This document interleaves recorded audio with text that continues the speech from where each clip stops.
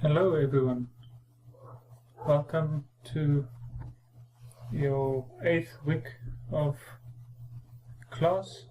In this class we will be covering view models and an introduction into object orientation.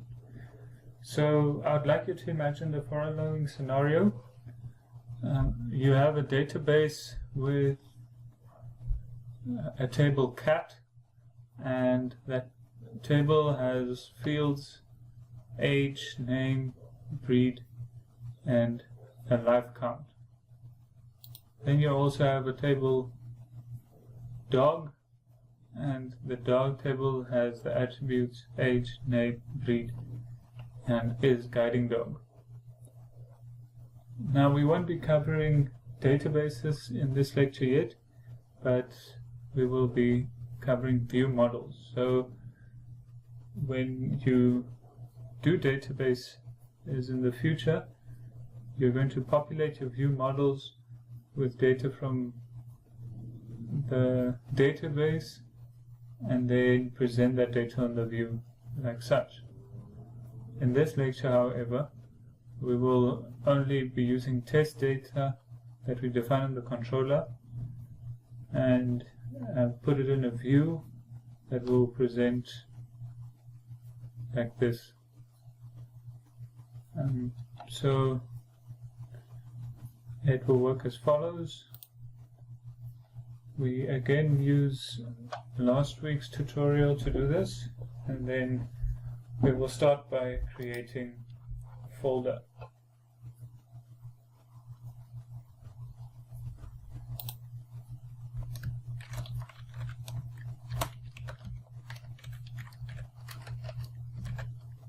I'll call my folder view models. The creation of folders is very important because you can imagine that if this becomes a very big project with, say, 100 database tables, if you don't use folders, you'd get very confused. So to create my view models, I will add a class here. And then I will call that class dog view model.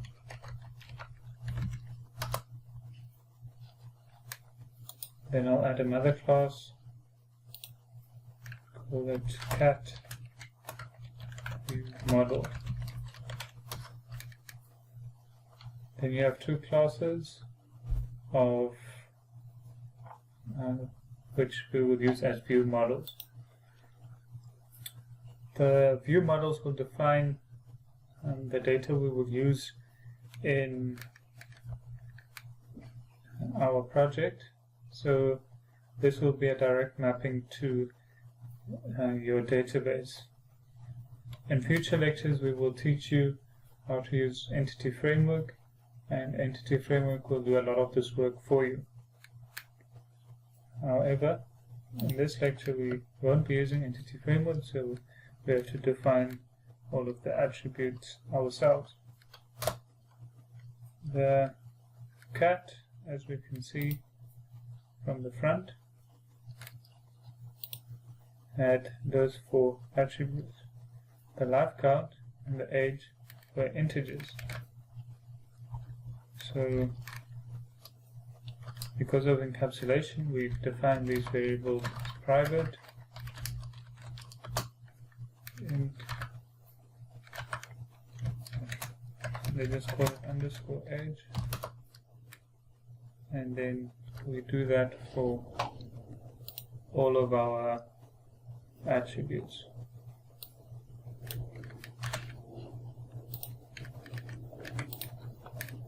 You will see that then name and the breed are strings, as we can see here. Name and breed contain string values. These attributes are defined as private because we're hiding that data, and then typically we use access modifiers to access this data. You can then just, it will be public, and then for age it will return an int. Call it age. You can define the getter.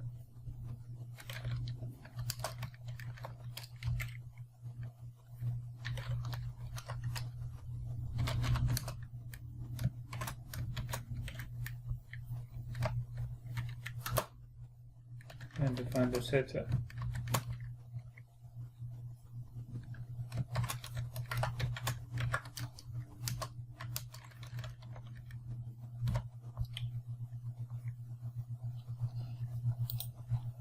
And the reason we do this is because of encapsulation, like I said.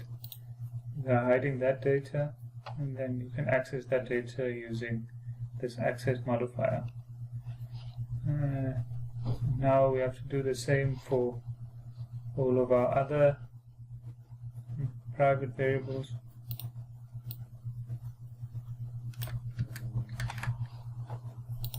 So we can do that quickly like this. Then you will see that the name returns a string, seeing as the name it will be returning is a string.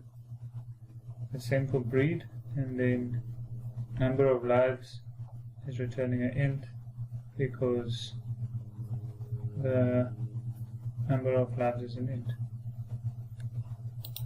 And the last thing we want to do here is to make sure that we don't need to write 5 lines of code when we create an object like this. So the function that gets called when the objects are created is called a constructor. So that is defined simply like this.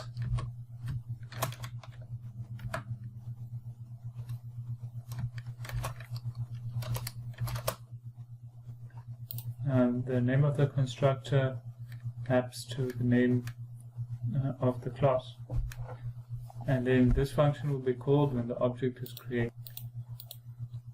For our purposes, we need the age, name, breed, and number of lives as parameters. And that we can do simply like this. And then we will just set our internal attributes to the parameters we received.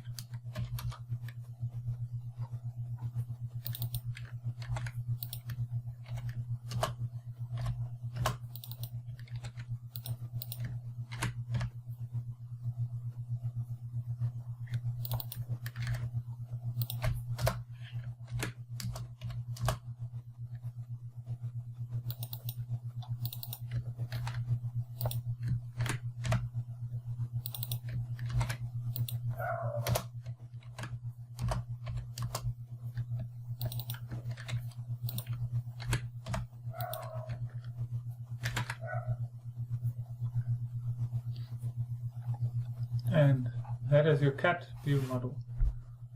Now you need to do the same for your dog view model, and there's a couple of changes. So if we look at our dogs, there is a different attribute, is guiding dog, which is a Boolean value. The rest of the attributes are the same. When you learn inheritance, you'll learn how to define those attributes in a common class, and then you'll only define the attributes that differ between classes and the classes themselves. But we won't be getting into that in this lecture. So let's get started.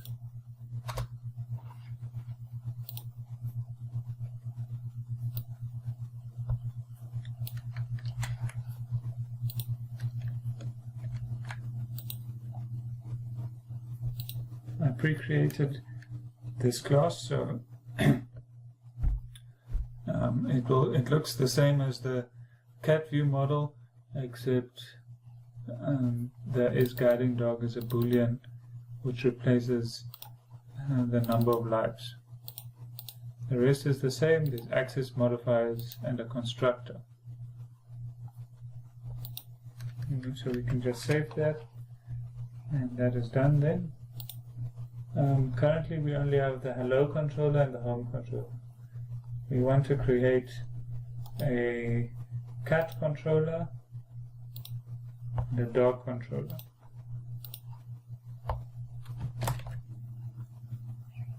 The cat controller will be returning a list of cats that it will define statically in a function that creates test data. So to create the test data,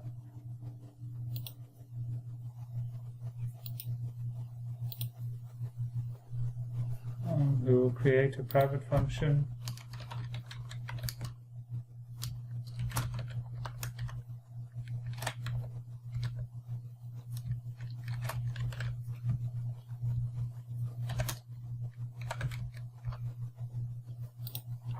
So you'll see that there's a red line under a cat view model.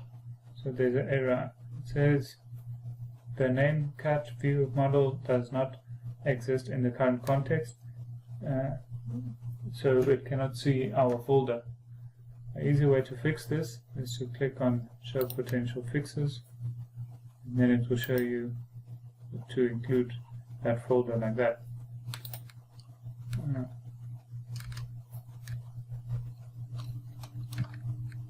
Just call this get test data,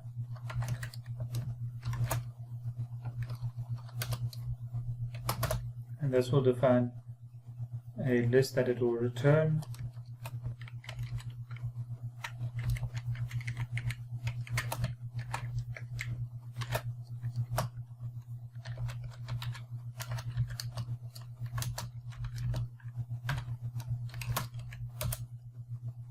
And then it will define a couple of cats for our test data.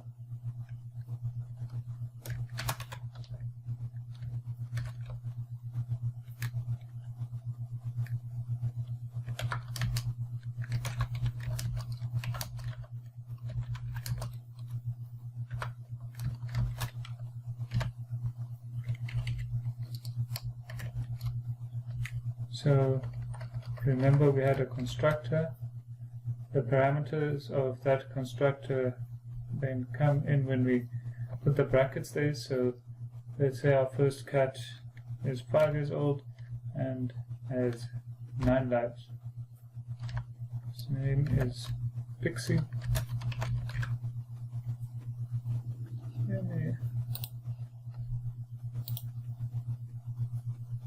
Persian.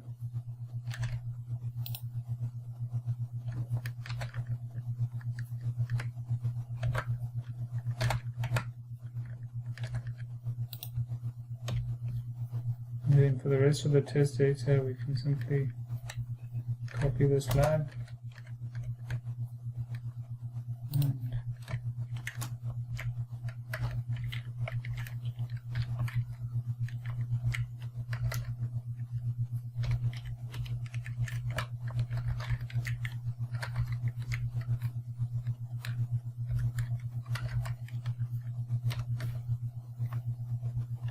and then the names we defined on the interface we can just use again.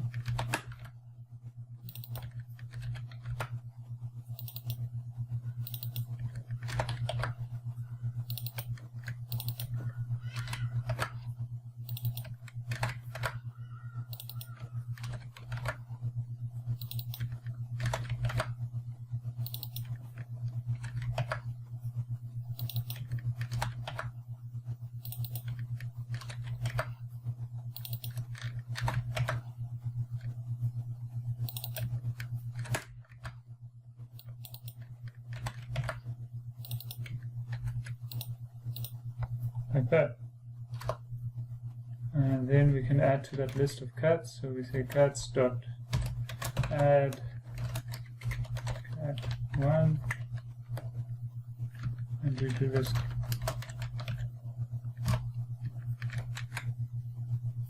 So again, this is test data. If you had a cat table in your database, then all of this data will be coming from your database. So when the index page is called from the cat view, it will hit this function or action. So this function will return this test data.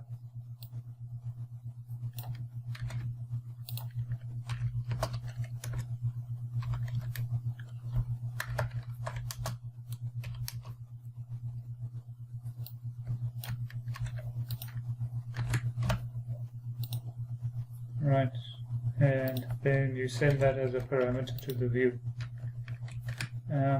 This list of cats will be populated from this function and then sent to the view.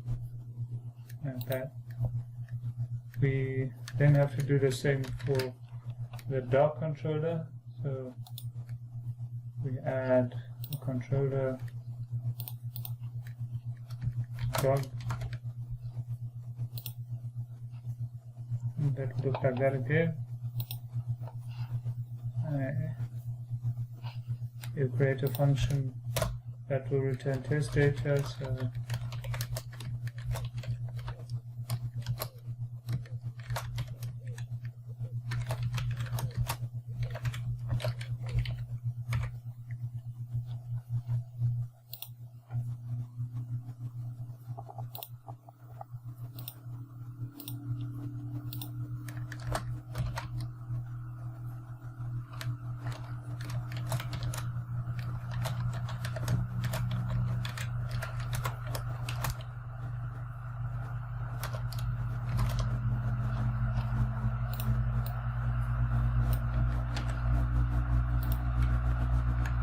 look the same as the get test data in the cats, just with dog data. And that Boolean value is related to the isGuidingDog attribute in the dog view model. And we will simply then add a list like we did for the cats.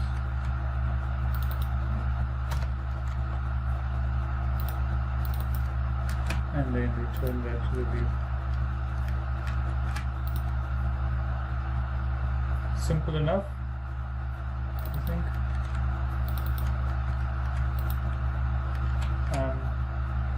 So then we created controllers for both the dog and the cat, and created test data that will be returned to the view as a view model.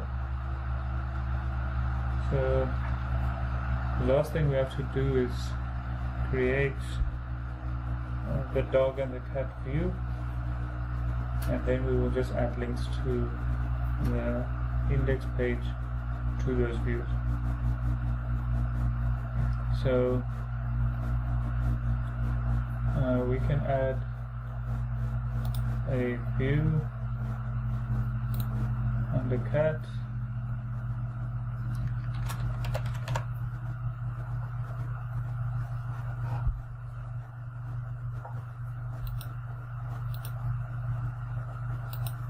And let's click the add button. So this will create the index page under the cat view.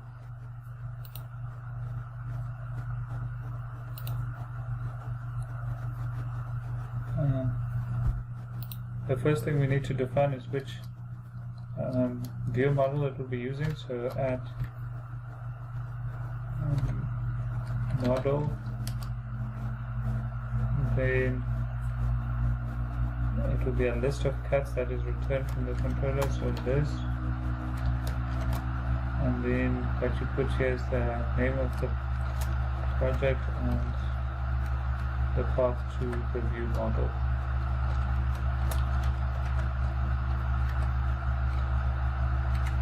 then you have to find which view model you'll be using.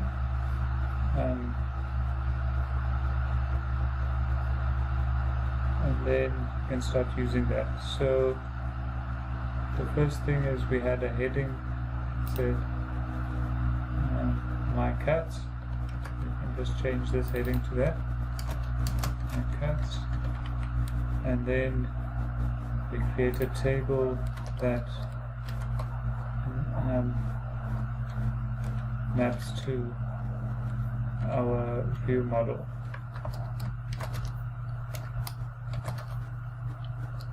So we firstly have headings,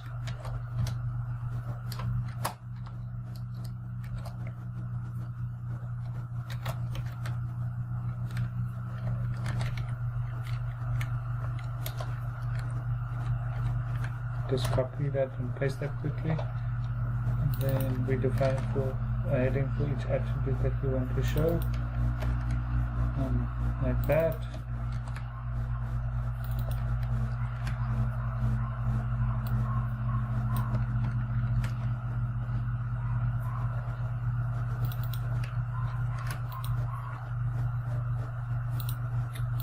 And then we have to loop through each of the cats that we received.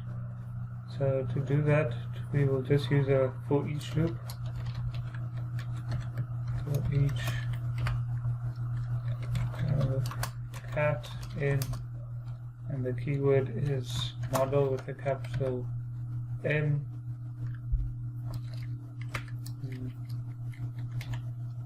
Remember, it's not the same as the small letter M there. You should ask Microsoft why that is like that.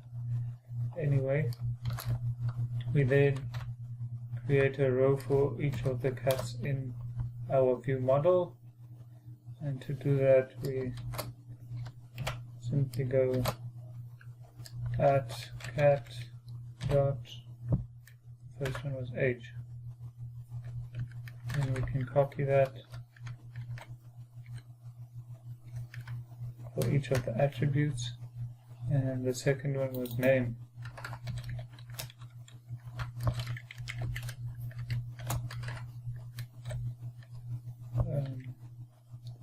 The breed,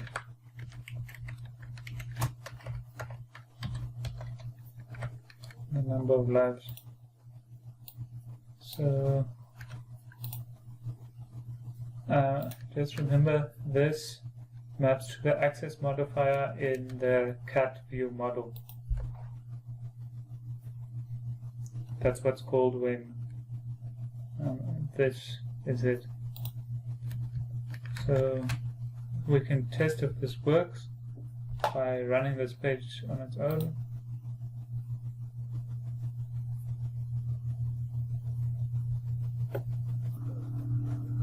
And there we go. We've presented it on the cat view.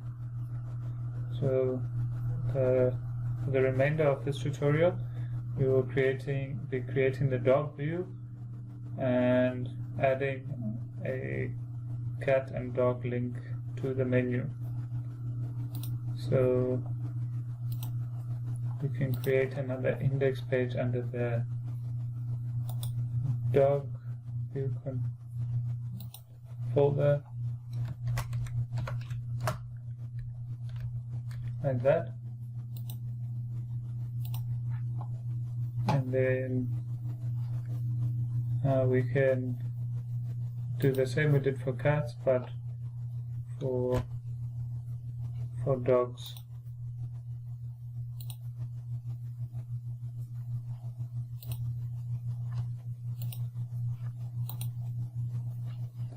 The simplest way to do this is to go and copy the cat view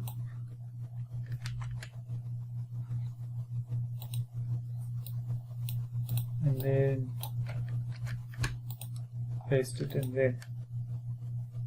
So a neat little trick here is to use Control H. You should be very careful when you use Control H that you replace the right thing. Control H stands for find and replace. So here we'll find cat, and replace it with dog.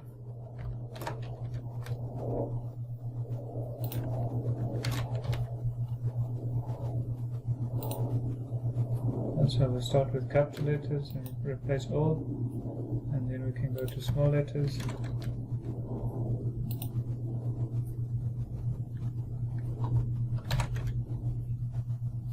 Replace all. And the only difference is that the dog had an attribute is guiding dog, and the cat that works.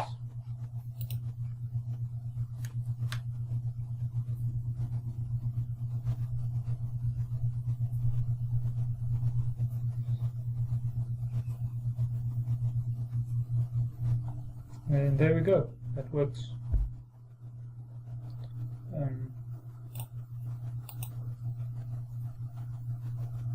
We can then just add the links to the views in our layout page. So just copy this line. The label on the first one will be cat, dog. That will relate to the index pages in the cat and dog views. So there we go, there are the links, and if we click on that it goes to the cat view, the index page. Then if you click on dog it goes to the dog view and the index page. This is what we wanted to achieve, and there we go. You've made your first use of view models. When the data structures get more complicated than this, then the handling of that data might become a bit more complicated, but the principles of how you use view models will remain the same. Thank you very much for watching. I hope this helps and that you found it interesting.